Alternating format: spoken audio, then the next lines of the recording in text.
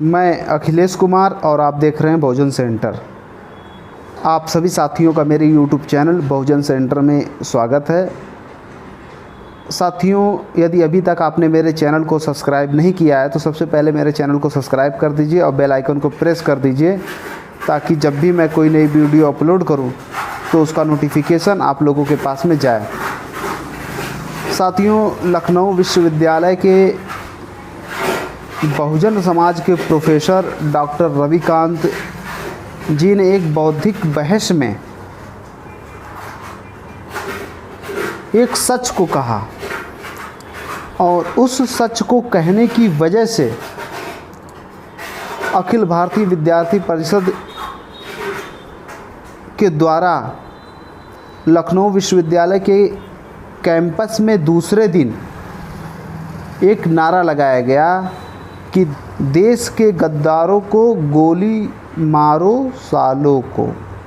साथियों, इस नारे को लगाने वाले लोगों में अमन दुबे, प्रणव कांत सिंह, अक्षय प्रताप सिंह, विंध्याचली शुक्ला, अभिषेक पाठक, अमर वर्मा, आयुष शुक्ला, हिमांशु तिवारी, आकाश मिश्रा, उत्कर्ष सिंह, सिद्धार्थ चतुर्वेदी, ये लोग शामिल हैं, जिनके पुरखों ने मुग़लों की गुलामी की, मुग़लों के तलवे चाटे। आज उनके वंशज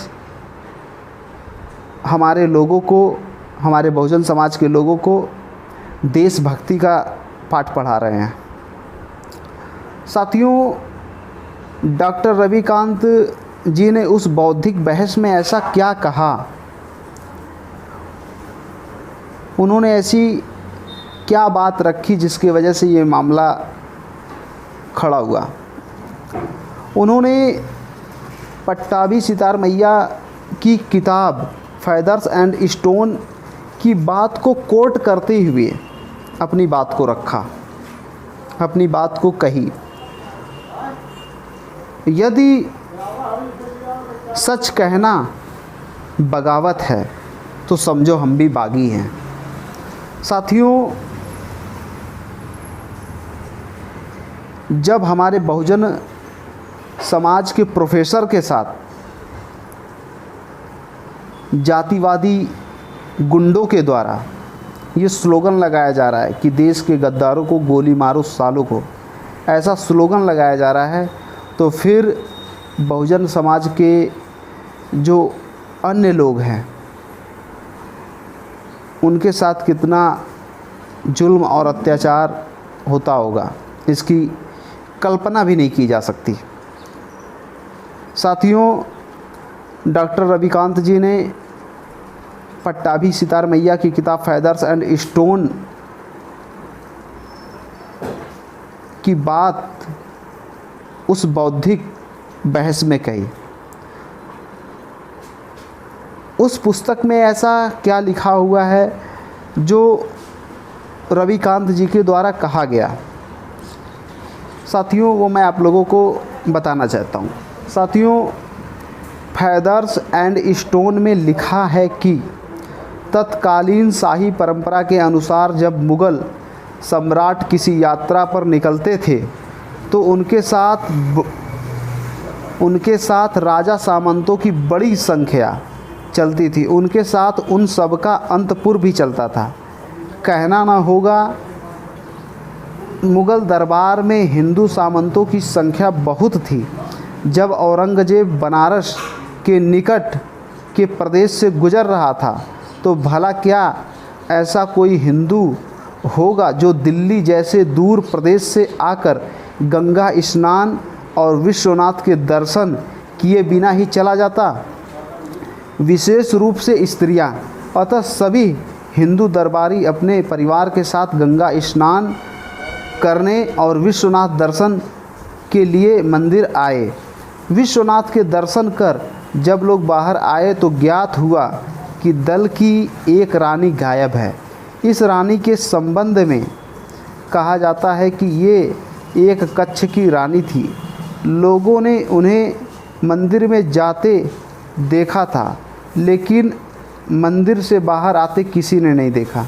जब अधिक कड़ाई और सतर्कता से खोज की गई तो मंदिर के नीचे तहखाने में वस्त्र आभूषण विहीन भय से त्रस्त वह रानी दिखाई पड़ी। जब औरंगजेब को पंडों की यह काली करतूत ज्ञात हुई तो वह बहुत क्रुद्ध हुआ और वह बोला कि जब मंदिर के गृह के नीचे इस तरह की डकैती और बलात्कार हो तो वह मंदिर ईश्वर का घर नहीं हो सकता, और उसने तुरंत उस मंदिर को गिराने का आदेश दिया।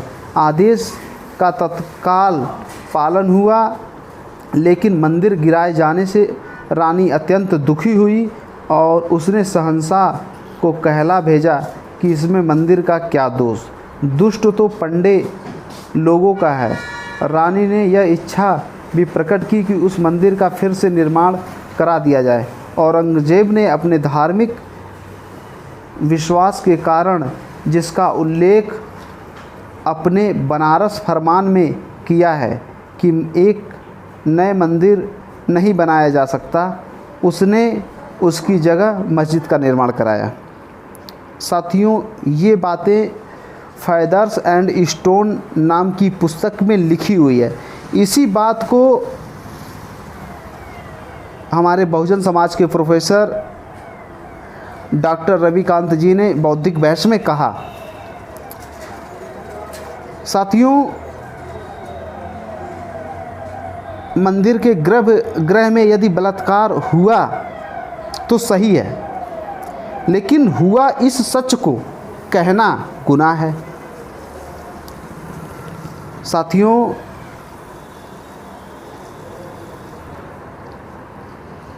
औरंगजेब के शासन में किस तरीके से सवर्ण लोगों के पुरखों ने गुलामी किया, उनके तलवे चाटे, और उनके वंशज आज हमें देशभक्ति का सर्टिफिकेट बांट रहे हैं। साथियों, फेदर्स एंड स्टोन में ये घटना लिखी हुई है कि किस तरीके से मंदिर में इस तरीके की घटनाएं घटित होती हैं, और इसी बात को हमारे बहुजन समाज के प्रोफेसर डॉक्टर रविकांत जी के द्वारा कहा गया। और जब उन्होंने ये बात कही तो उसके दूसरे ही दिन हमारे बहुजन समाज के प्रोफेसर डॉक्टर रविकांत जी के विरोध में नारा लगाया कि देश के गद्दारों को गोली मारो सालों को। साथियों, क्या सच कहना गद्दारी है? यदि सच कहना गद्दारी है, सच कहना बगावत है, तो समझो हम बागी हैं। साथियों, हम बहुजन समाज के प्रोफेसर डॉक्टर रविकांत जी के साथ हैं, और हमें उन सभी लोगों का साथ सहयोग देना है जो लोग ऐसे कार्यक्रम के जरिए बहुजन आंदोलन को समाज में स्थापित करने का काम कर रहे हैं। साथियों, जब हमारे बहुजन समाज के प्रोफेसर के ऊपर इस तरीके से जुल्म और अत्याचार किया जा रहा है, तो आम लोगों के ऊपर कि हम तो कल्पना भी नहीं कर सकते कि उनके ऊपर किस तरीके से जुल्म और अत्याचार होता होगा। साथियों, मैं अपने बहुजन समाज के लोगों से ये अपील करना चाहता हूँ कि हमें उन सभी लोगों का साथ सहयोग देना है जो लोग बहुजन समाज के आंदोलन को समाज में स्थापित करने का काम कर रहे हैं। आप लोग उन सभी बहुजन समाज के आंदोलनकारियों का साथ देंगे, ऐसी मैं आप लोगों से आशा करता हूं। और इस मौके पर मैं इतना ही कहना चाहता हूं। आप लोगों ने मेरी बात को ध्यान से सुना, इसके लिए आभार, धन्यवाद। जय भीम, जय संविधान, जय मूल निवासी।